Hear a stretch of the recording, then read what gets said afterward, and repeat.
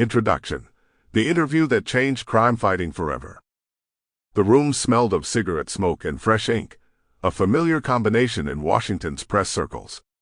The year was 1949, and J. Edgar Hoover sat behind his polished mahogany desk, hands folded, eyes steady. The nation's top lawman had spent decades crafting an image of absolute control, a man who knew everything before anyone else did. His power stretched far beyond the walls of the FBI's headquarters. It shaped the very way America thought about crime and justice.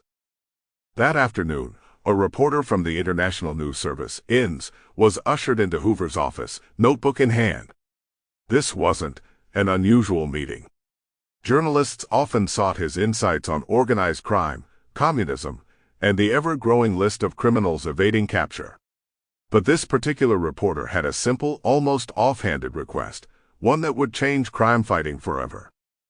Who are the toughest fugitives your agents are after right now? It was a question Hoover could have dismissed.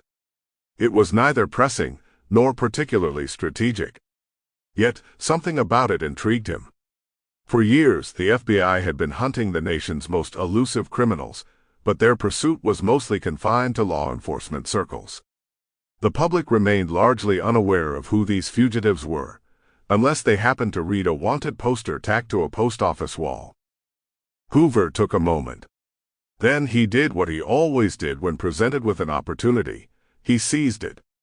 He rattled off a list of the 10 most dangerous men in America, describing their crimes in detail. Bank robbers, murderers, escapees who had outwitted authorities for years. The reporter scribbled furiously, capturing every word. Days later, the story hit newspapers across the country under a bold headline: FBI's 10 Most Wanted Criminals. The public's reaction was immediate and overwhelming. Phone lines at FBI field offices lit up with tips. Letters flooded in. People claimed they had seen some of the men in towns from Chicago to San Francisco. Hoover, ever the strategist, saw something bigger at play. This wasn't just a news article. It was a blueprint for a new kind of crime-fighting weapon, one that leveraged the entire country as a surveillance network. Within months, Hoover formalized the system. On March 14, 1950, the FBI's 10 Most Wanted Fugitives list was born.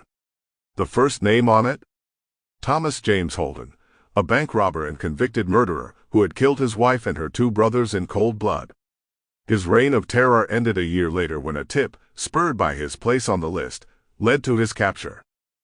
Hoover had always... Sample complete. Ready to continue?